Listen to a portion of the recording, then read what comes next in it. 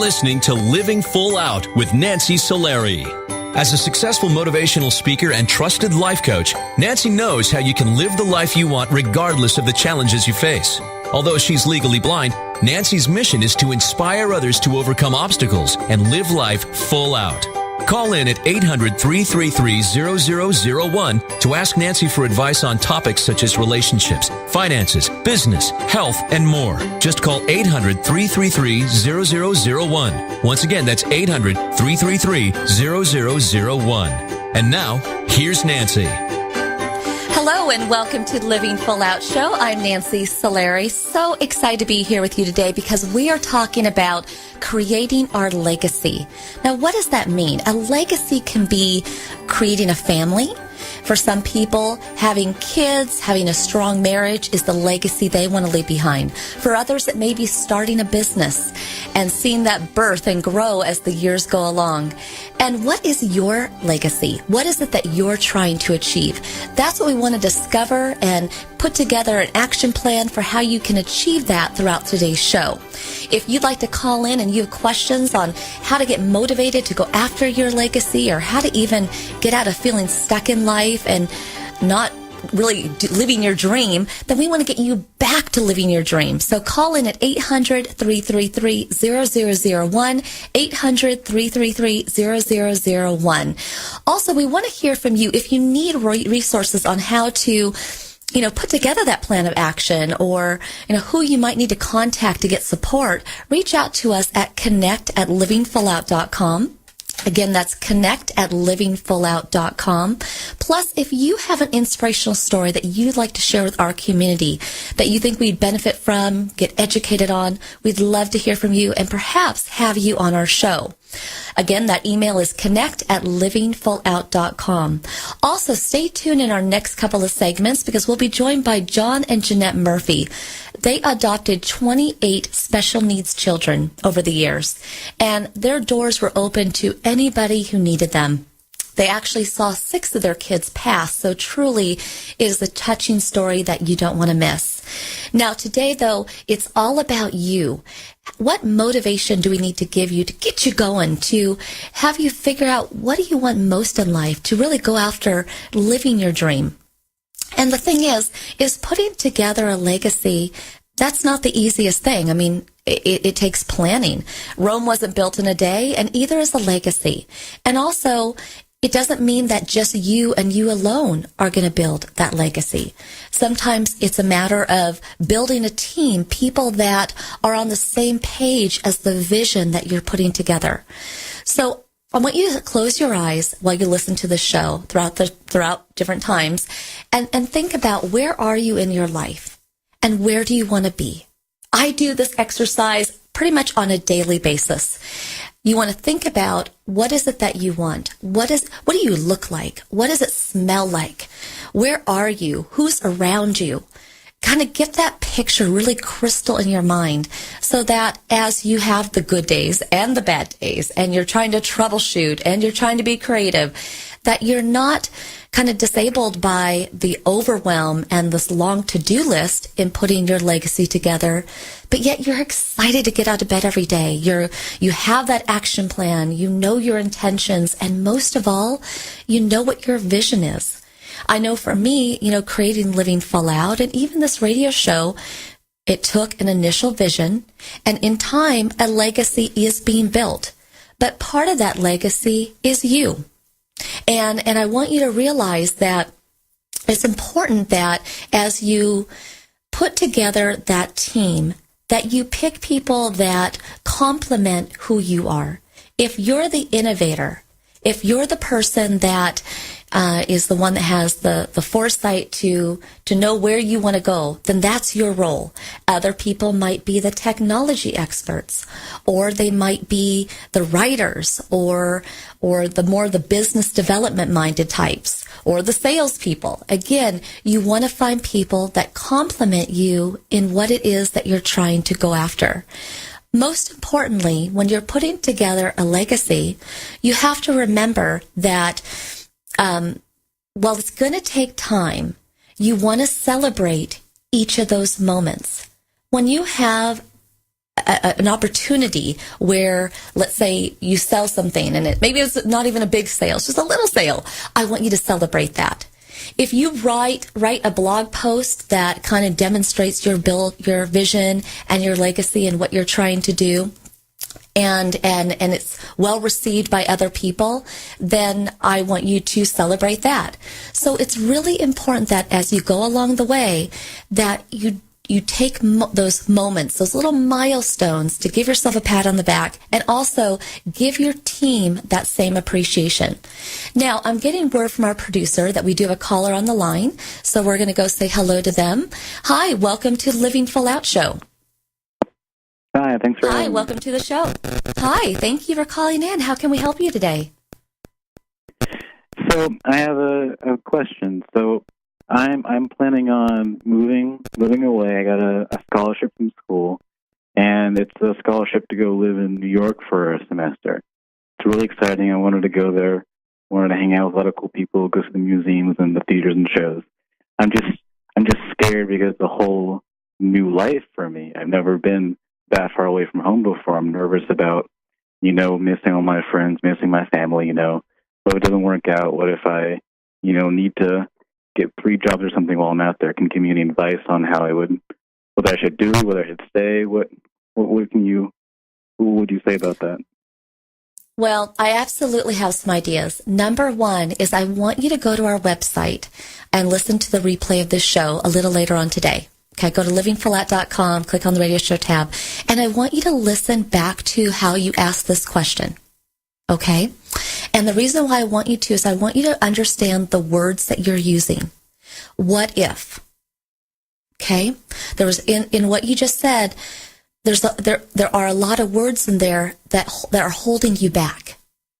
The thing is when you take the idea of the what ifs, what if you don't? Think of all the things that could be waiting for you, all the new experiences, new friendships, new opportunities that are just ahead of you. But if you don't take that risk, you won't be able to reap those rewards. You won't have those experiences. So it's very interesting because I love your question and you're so honest. And I think that when you can come from that place, all you can do is go up from there. But remember that throughout your life, there were always going to be times where you had to make a change, right? Like, remember when you went from like elementary school to like middle school or junior high or like up to high school, right? Maybe on to college. Yeah.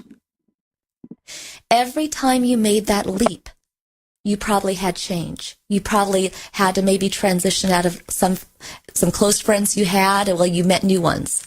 Teachers you liked, some you did not. Okay? So it's just really important that you remember that you've been here before. You got this. You survived it once before, and you'll survive it again. And you know what? All those theater opportunities, the restaurants, the people you're going to meet, that's exciting. That's what it means to live full out. I would cherish every minute that you have with the people in your life, but at the same time, they only want to see you smile. They only want to see you live your life in the biggest way possible. So I think you go for it. Because what's the worst that can happen, right? You go out there for a couple months, maybe a year, and then you come home. That's true. Yeah. Thank you. Right? But what if you don't go? What if 10 years from now you wonder what if? Right? Yeah, I hate to regret missing an opportunity like this. Absolutely. So take today and start thinking about, when are you going to go? Give yourself a move date, a realistic move date. Start looking at places to stay, jobs you might do, and start with one. Yes, you may have 3 in time, but maybe just one. And just get excited for what's ahead of you. Okay? All right. Thank you. All right. Thank you so much for calling in, and we wish you all the best. You're going to do great. Thank you so much. Have a good day. You too. So I hear the fear in his voice and the concern of the what ifs. And we could all play that game. Trust me, I'm raising my hand. I know I have. what if something doesn't work out? But what we have to realize is that what if we never take that opportunity? What if it does work out? What if it's bigger than we ever dreamed? And that right there is sometimes the same way we look at building a legacy. We could say, it's never going to happen. But what if it does? That's exciting. So I want you to stay with us because our inspirational guests coming up, John and Jeanette Murphy, their story is awesome. It's so touching, and it'll get you motivated, I promise. Stay with us. We'll be right back after this break.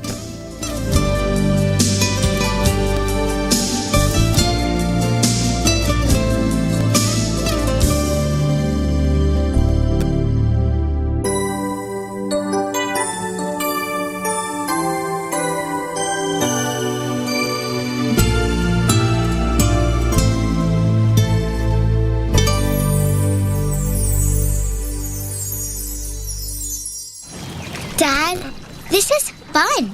I didn't think I'd like kayaking. Well, I'm glad you enjoyed it, but I think it's time to head back in. Okay. Can we come back? Sure. Tomorrow? Let's check with Mom. Hey, be careful getting out of the boat. It's a kayak, Dad. I'm going to return the kayak. Let's make sure you have everything. Yep. Can we walk home? How about a taxi? 233 North Maple, please. It's a short fare from your neighborhood to your naturehood. Visit discovertheforest.org to find a neighborhood park or green space near you. Also, find fun activities to do like boating and biking or camping and hiking, plus much more. It's all right in your naturehood. Best day ever. A public service announcement brought to you by the Ad Council and the U.S. Forest Service. Don't you wish that getting your child to eat right, move more, and spend less time in front of a screen could be as easy as pushing a button? It might not be that simple, but you do have more power than you know. And you can maximize that power with proven strategies, tips, and tools from the National Institutes of Health's We Can, or Ways to Enhance Children's Activity and Nutrition program. We Can offers all kinds of resources, including fun recipes and activities the family can do together to show you the way to live a healthier lifestyle. We're not saying it's easy. We are saying that it can be done. Take the first step today. Call 1-866-359-3226 for a free We Can Parents Handbook. And be sure to visit the We Can website at wecan.nhlbi.nih.gov for free information too.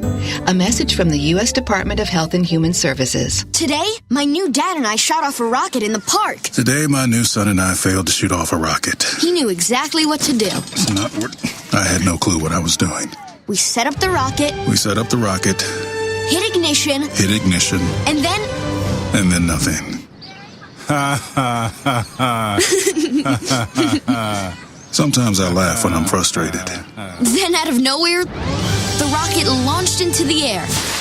The rocket did get into the air. I've never seen anything fly so high. And then crashed into a kite. Look out! Look out! And then the pond. I'll never forget that day. I'll never forget that day, even if I tried. You don't have to be perfect to be a perfect parent. Thousands of kids in foster care will take you just as you are. For more information on how you can adopt, visit adoptuskids.org. A public service announcement from the U.S. Department of Health and Human Services, Adopt U.S. Kids, and the Ad Council. When I was little, I didn't talk for a long time. I liked things to always be the same. Anything new or different would scare and upset me. I was very sensitive to lights and sounds. It was almost like I had bigger eyes and ears than everyone else. So I built secret hiding places where nothing could get in. I didn't like looking people in the eye. It made me feel uncomfortable. I'd throw big tantrums over little things like when my socks didn't match. Sometimes I'd do the same things over and over. Until one day, I found out I had autism. My family got me help. Slowly, I learned how to live with it better. You can see signs of autism in children as young as 18 months. Early intervention can make a lifetime of difference. Learn the signs at autismspeaks.org/signs. Brought to you by Autism Speaks and the Ad Council.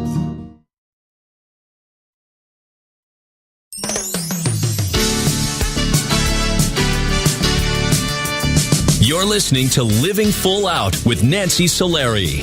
A professional motivational speaker, Nancy can help you overcome obstacles and start living full out. Call in with questions live at 800-333-0001. Once again, that's 800-333-0001. And now, here's Nancy. Hello and welcome back to the Living Full Out Show. I am Nancy Solari, and today we are talking about legacy. And how do we go about building a legacy? What do we even know what we're striving for? Well, sometimes people get that vision early in life, and our inspirational guests today, John and Jeanette Murphy, did just that. When they were married in the early 20s, they saw that there was an opportunity for them to be of service to fostering and adopting special needs children. Now, I know in my early 20s, I wasn't thinking about that, so they were way mature beyond their years. And they went on to actually adopt 24 special needs children of all different kinds, which we're going to learn about shortly, and have 4 children of their own, 28 in total. So I'd very much like to welcome John and Jeanette Murphy, my heroes of the day, to the show. Hello, welcome to the show. Hi, thank you, Nancy. Yeah, Hi. Nancy. Well, hi. And you know what? I want to tell you both. I mean it. I was thinking about you yesterday, and I know it sounds a little cheesy, but our world is a better place because you're in it. And I mean that. Well, the amount of children. We appreciate you saying that, but it's just a little piece of the whole world. Yeah, but you guys, the Murphys, are one to remember, and that we're talking about legacy today. And you've built quite a legacy. It started out as a dream, and it grew.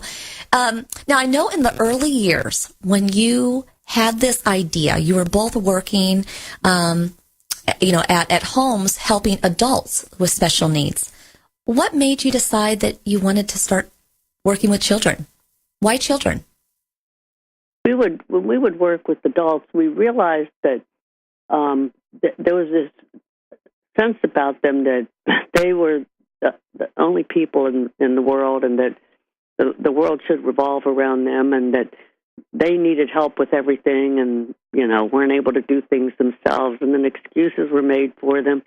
And we thought, well, if you start with a young child, whether they're disabled or not, and you raise them up in the way that they should be learning selflessness and compassion and caring, that no matter whether they're special needs or just your average child, that they can reach those expectations and go beyond what we generally would expect every day. Now, did you think that this process was going to be a little bit easier? I know there was a lot of red tape in what you were trying to do. I mean, think about this. They had this vision. They went out, they got a big old house, bought furniture, ready, arms wide open for children to come live with them, to help them, to train them, to support them. But what held you back in the early years? What was the holdup?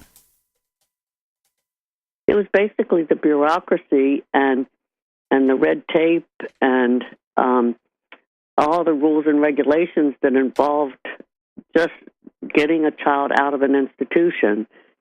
And they were allowed to come visit on weekends, but then they had to go back to the institutions until all the red tape was gone through. But for us, it took so long that a year had passed and we were broke. And we had to really give up our dream at that point temporarily. And I know at that point you moved in with your parents and tried to save money.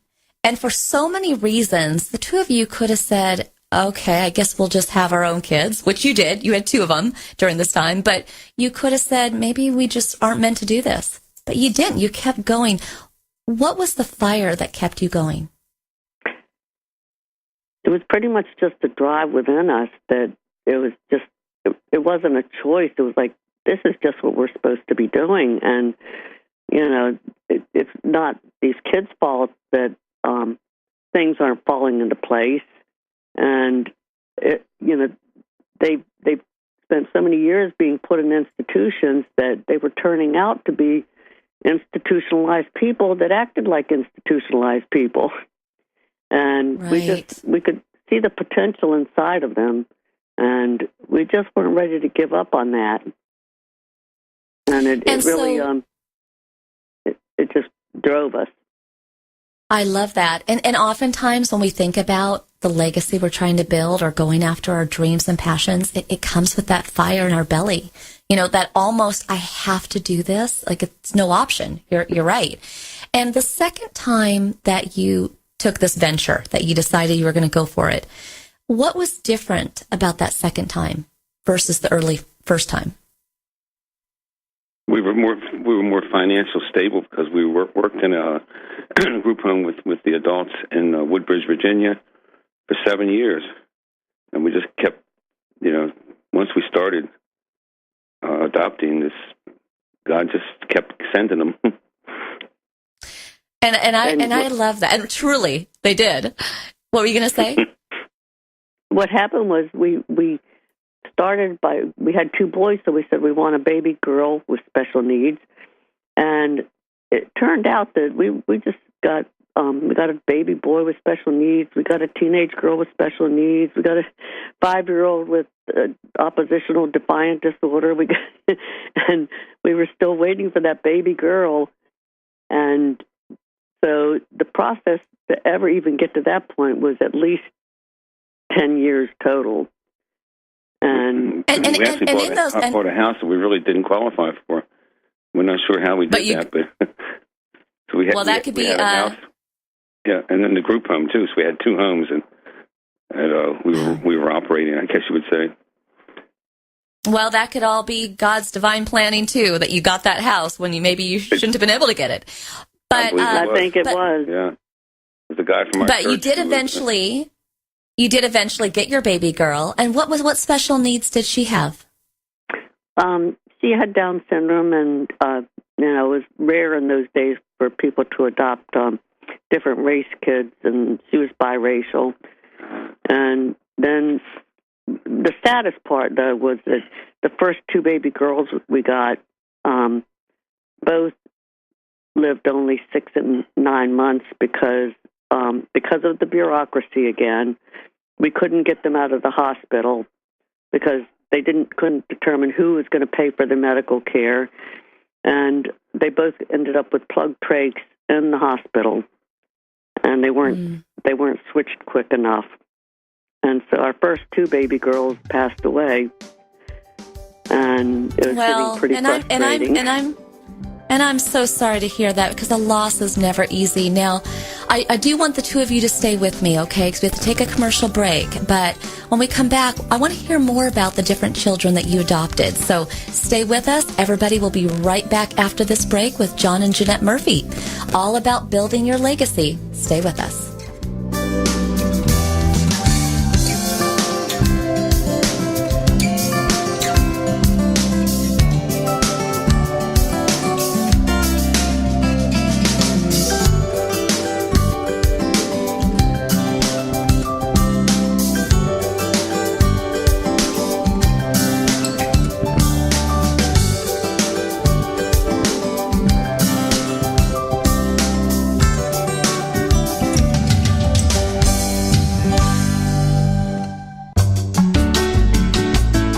Listening to Living Full Out with Nancy Solari.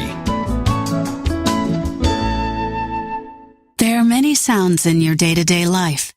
There are sounds that wake you up. Sounds that make you smile. Sounds that energize you.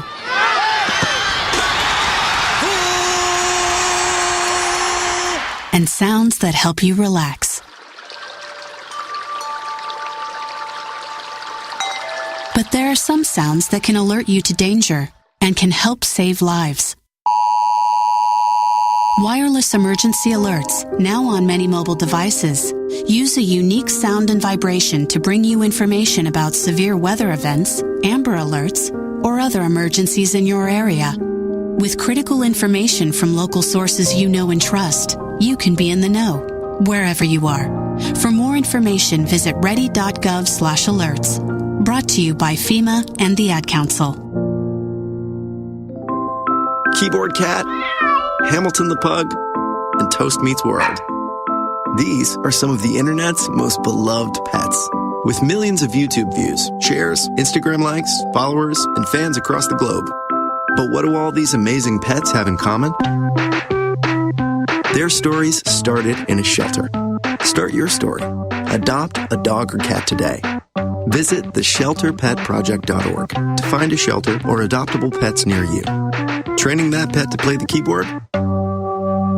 Well, that's entirely up to you. Visit theshelterpetproject.org and hear more about Hamilton the Pug, Toast, and Keyboard Cat's amazing adoption stories. Start a story. Adopt a shelter or rescue pet today.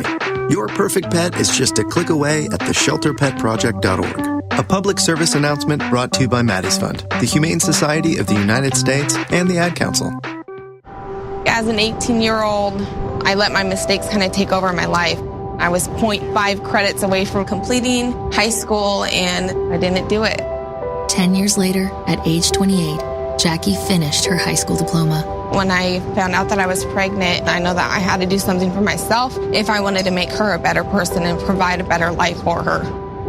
My family never stopped pushing for me to be better because they knew what I could become and who I could become as a person. My support team is amazing. The educational director, my sister, and even my 7-year-old daughter has just been more than the support that I could ask for. I've been given an opportunity, and I'm just thankful for it. No one gets a diploma alone. If you're thinking of finishing your high school diploma, you have help. Find free adult education classes near you at finishyourdiploma.org. That's finishyourdiploma.org. Brought to you by the Dollar General Literacy Foundation and the Ad Council. What if I could tell you that a full-blown wildfire was going to occur tomorrow right where you live? Tell you exactly which neighborhoods it would engulf and how fast it would do it. The first thing you would do is talk with your loved ones and make a plan today. It's true, I can't tell you a wildfire will strike tomorrow, but shouldn't you make a plan anyway? Go to ready.gov/communicate and make your emergency plan today. Don't wait. Communicate. Brought to you by FEMA and the Ad Council.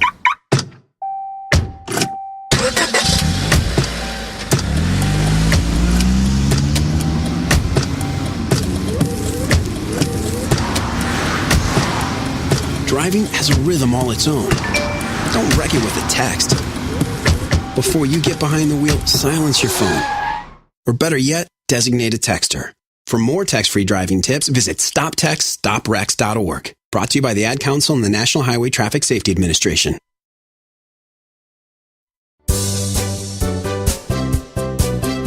You're listening to Living Full Out with Nancy Solari. As a trusted life coach, Nancy will help you overcome setbacks and embrace all life has to offer. Call in with questions live at 800-333-0001.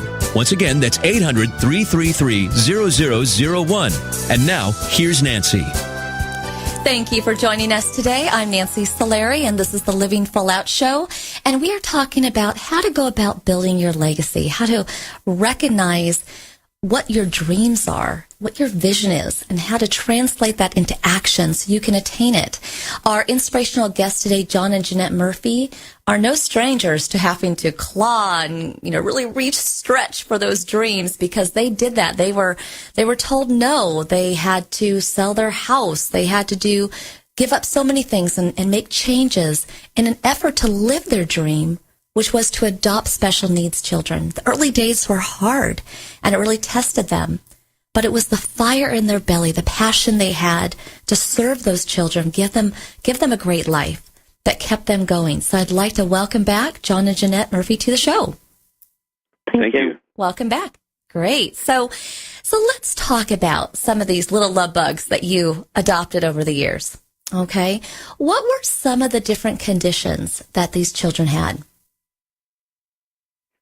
But a lot of them had Down syndrome, along with medical problems like heart defects and G-tubes and tracheotomies and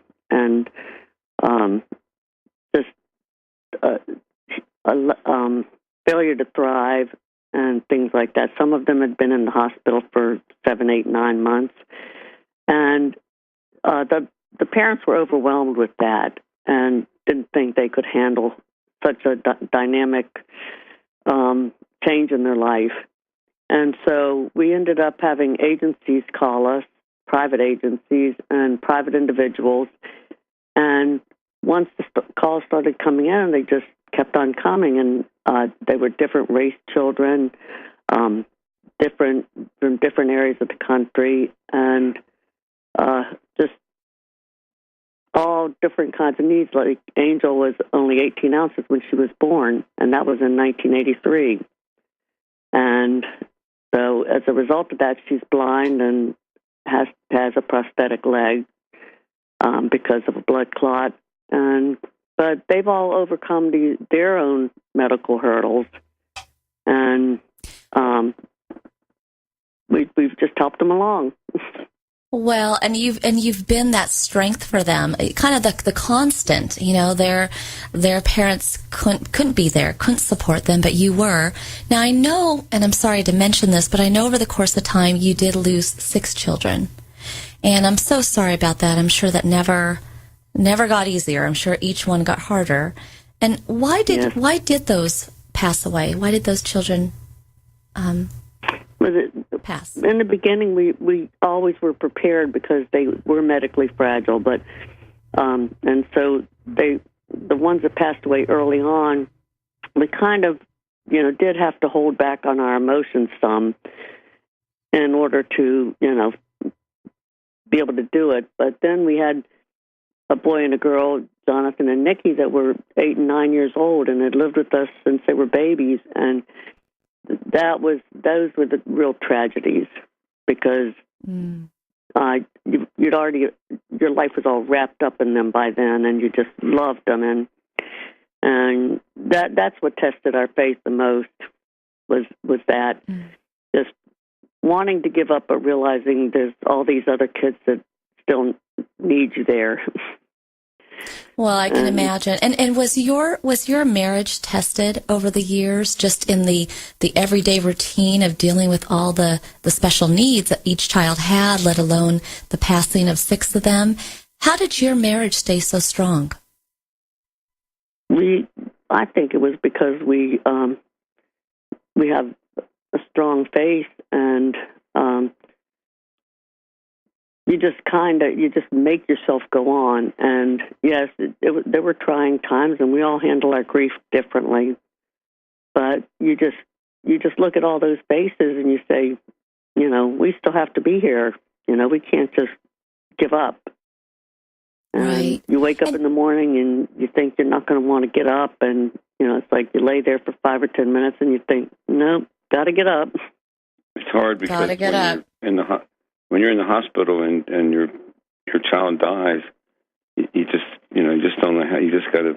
It's like that footprints, where where were you, God? It was only one set of footprints when he was carrying us out of the hospital to go home without Nikki, and it was so hard because she was so close to Jeanette. I mean, she was something else. She had Down syndrome, but she was very smart, and she would always say, I don't want to watch TV. It's boring. She wanted to follow Mom around. And in the mornings when I get up to get the kids out to school, there'd be some clothes were messed up or something. Nikki would go right to the drawer where they belong.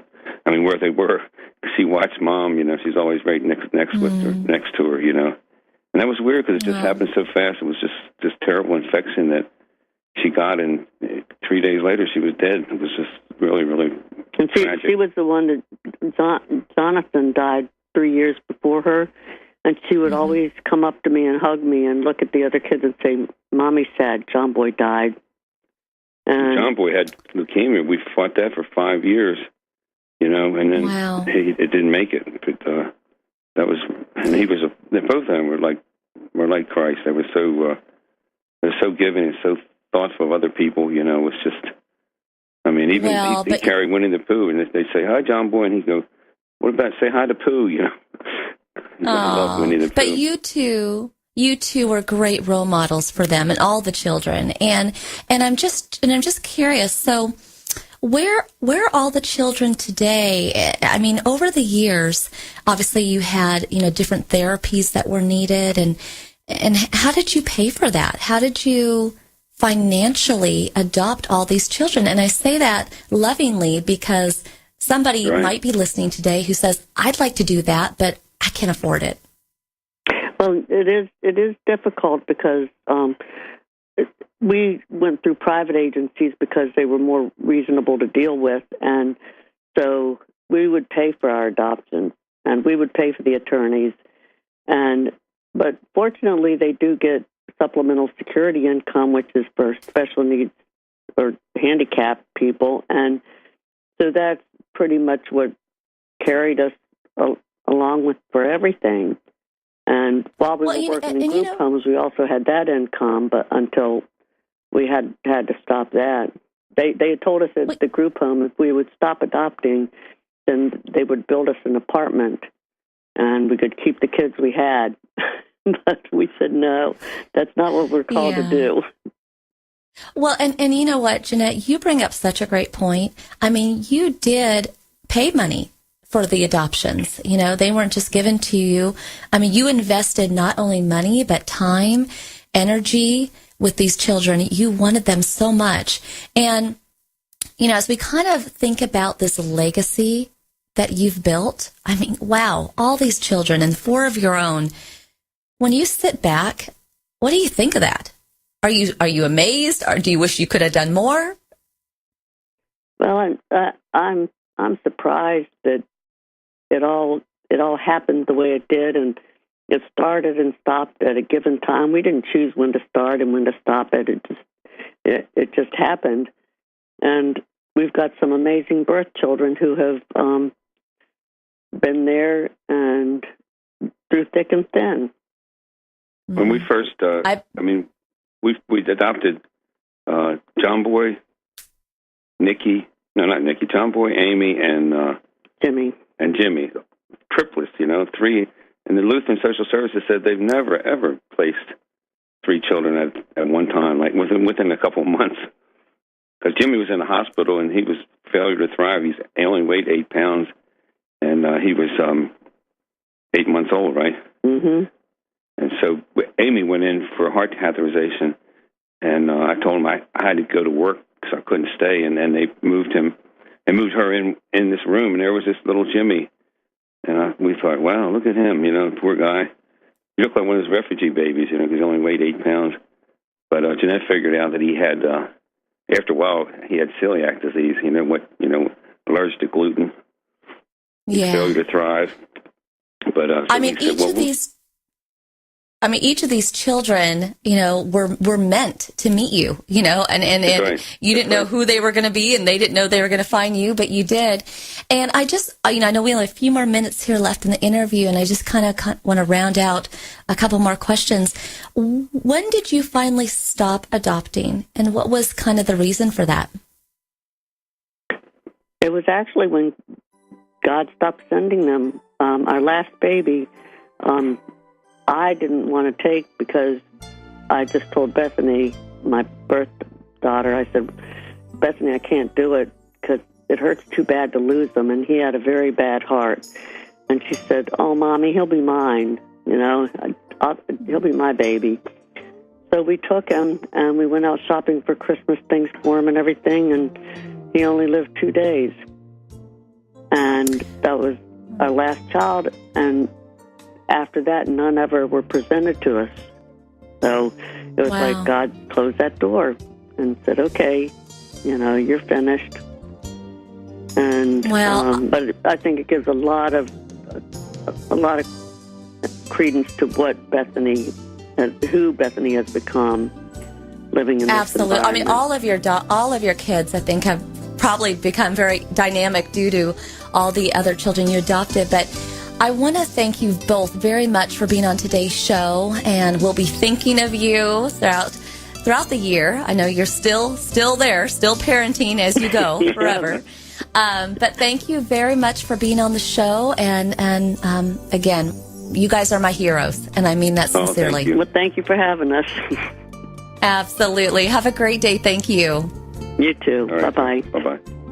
So again, I love what the Murphys built, that legacy of taking in children who have special needs. And trust me, being legally blind myself, that just warms my heart to know that those people are out there that don't judge you because of a special need. They welcome you. They want to help you and support you.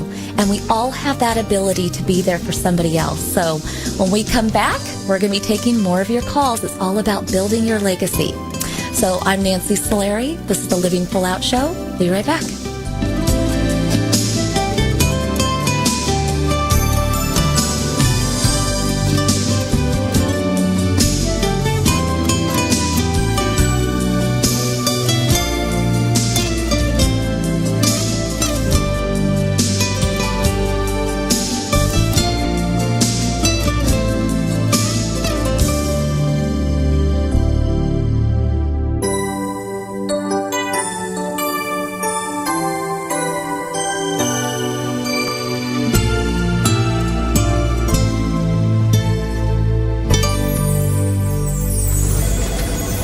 Jason, I've got to tell you, you're pretty much everything this company is looking for in an entry-level candidate. Great. Your resume isn't quite what we're used to, but you've got a fantastic work ethic. Thank you.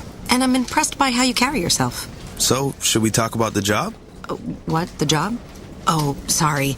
Yeah, I have no way of recruiting or even meeting you. This interview didn't happen. It may sound ridiculous, and that's because it kind of is. There's a huge pool of talent your company is missing out on. Meet the grads of life. Who are they? Talent worth knowing about. Young adults of unique determination and experience. An ideal fit for your company in an entry-level position, internship, or even mentorship. They might not have every qualification you typically look for, but they're exactly who your company needs. Man, we really could have used him. Don't miss out on a resource many innovative companies have already discovered. Go to gradsoflife.org to learn how to find, cultivate, and train this great pool of untapped talent. Brought to you by the Ad Council and gradsoflife.org. The following message is about Medicaid and CHIP, free or low-cost health coverage for kids and teens. Enrollment is open year-round. Hey, voice lady, give me the mic. Okay. Hey, DJ, let's switch up the music. That's better. So listen up, moms and dads out there. There are these programs called Medicaid and CHIP. They offer free or low-cost health coverage for kids. Things like doctor and dentist visits, prescriptions, and shots are covered. All the stuff that keeps kids like me healthy and in charge. So, as you can tell, a covered kid is a confident kid. And it means confident parents, too. To learn more about affordable health coverage for your family, visit healthcare.gov or call 1-877-KIDS-NOW. That's 1-877-543-7669. Yep, you could do something big for your family today because enrollment is open year-round. This has been a message from the U.S. Department of Health and Human Services. And Sophia. They're going to jump out of trees. You can't stop them. They'll go down the slide head first. They'll make parachutes out of sheets.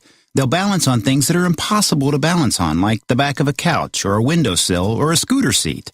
They'll run with sharp objects. They'll run into walls. They'll climb things that won't hold their weight. They'll put their fingers in places where they could get smashed. They'll drive their tricycles down steep hills. They'll bounce balls off their faces. They'll step on each other. They'll jump on each other. They'll invent whole new ways to put themselves in jeopardy. But one of the most dangerous things kids will do happens while they're sitting perfectly still. Kids who ride in a car without a booster seat are much more likely to suffer serious or fatal injury during a crash than kids in boosters. But amazingly, 80% of all kids who need them aren't in them. After a toddler seat and until they're 4'9", booster kids, and don't let them down. Go to boosterseat.gov to learn more about the importance of boosters. A message from the U.S. Department of Transportation and the Ad Council. Hey, Nick Cannon here. So we all know we've got a lot of talent in America. But unfortunately, there's something else we've got way too much of. Childhood hunger. 17 million kids struggle with it in this country. That's why the Feeding America nationwide network of food banks gather surplus food to give hope to hungry kids and their families. Join me in supporting Feeding America and your local food bank at feedingamerica.org.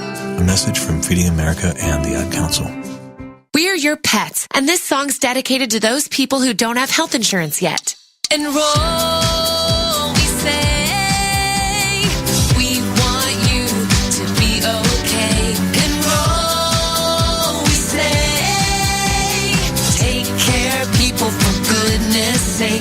Health insurance is now affordable and covers prescriptions, hospitalizations, and preventive care. Visit getcoveredamerica.org to learn more. And take care, people. brought to you by Get Covered America and the Ad Council. When you live full out in life, you're naturally going to be putting together a legacy for your life. It doesn't have to be built in a day. You can experience and let life wash over you. Laugh, cry, support people. Do everything you can to just experience all that life has to offer. That is how you build your legacy.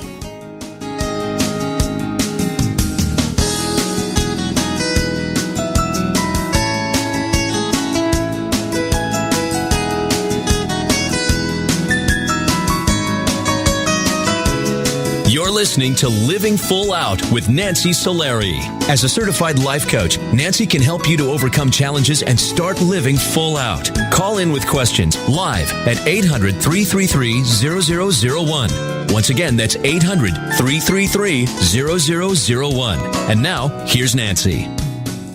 Thank you again for joining us today. I'm Nancy Solari, and this is the Living Full Out Show. And we've been talking about legacy and how to put that vision into action, and how to decide, what is my legacy? I don't even know what I want it to be. The great thing about life is it's meant to be experienced. And sometimes a legacy happens naturally. It's not planned. And life will give you different curveballs or give you different tests. And as you pass those tests, as you get those good grades and you do good things, you will start to figure out, gosh, I'm really good at this. Or I think I'm meant to do this. So sometimes you just have to be aware. You just have to be willing to be eyes wide open, ears open, arms open for all experiences. Because it's the unexpected that are the most beautiful gifts of all. And so, again, a legacy could be relationships that you build, friendships, intimate relationships, family, and you really allow those to thrive, to have deep experiences with those people. And if it's a career legacy, well, there you go. You really have to let the experiences expand and grow, because putting a business together, well, that's like birthing a baby on its own. You don't know what that's going to look like, but each day you're just going to put your best into it. And in life, that's all you can do. Wake up every day with the best of intentions and go after life. And at the end of the day, close your eyes, know you did the best, re-energize, and do it over again the next day. Legacies are built over time. Now, I'm getting the word from our producer that we do have a caller on the line. We're going to go say hello to them.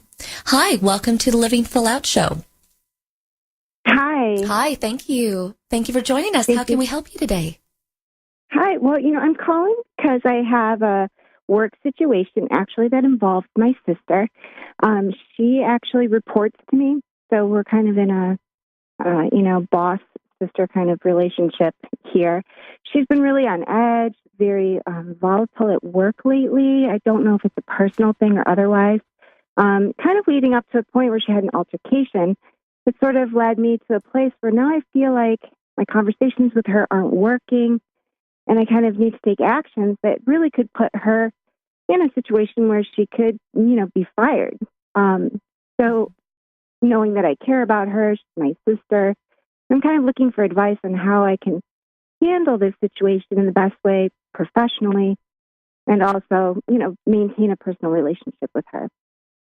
Well, I can tell that you're invested in her doing well, being healthy, being happy, and that's being a good sister, right? Now, As a boss, you want those same qualities for your employees, but you also have to think of the company as a whole, right? Everybody, because it's a team atmosphere. So what I would recommend is this. I would call her up, and I would set a little date, a little in-person lunch, have her come over to your house, whatever you want to do, and I would talk to her just as her sister. Don't bring work into it at all.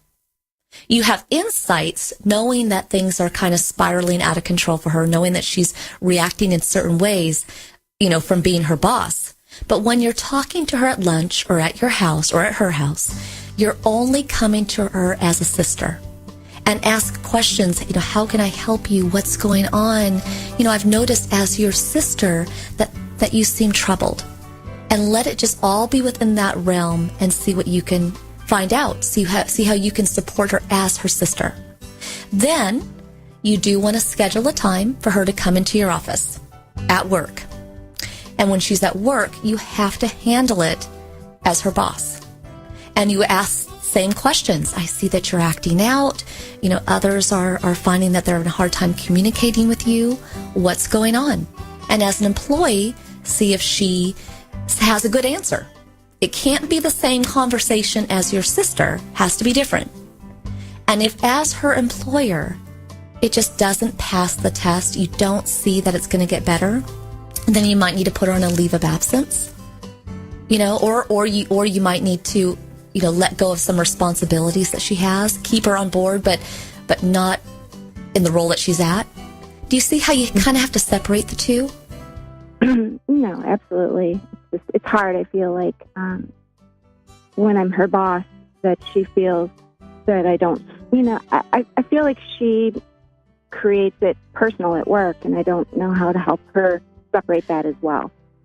Well, okay, right there, that's where you have to set the boundaries. You have to set the tone. When you come in my office, we're boss and employee. It's got to be that way. So, in life, we have to make hard decisions, right? We have to put those boundaries up, and this is one of those times. But you know what? Right. I know you can do it. I know you can do it. You have to believe in your ability to lead. And I know you're a great leader because you're calling in today. And I know you're a loving sister because you care. You just have to separate those two. Otherwise, it's going to get a little sticky. So I would have a separate meeting at work, and I have a separate meeting at a lunch or at your house or hers. But, we will be thinking of you, and I really appreciate you calling into the show. Okay? Right. Well, I appreciate your help. Thank you. Thank you. Take care. So I'm glad that everybody today has taken time to focus on what they want their legacy to be. That's what Living Full Out is all about, just thinking, dreaming. I want to say a true appreciation to our entire Living Full Out family that puts the show together. We have Roger and Rich and Riley and gosh, oh my gosh, so many people, Sam and Chris and Kenny. I could go on and on. Most of all, I want to thank you for listening. Here's to you living your life full out. See you next week.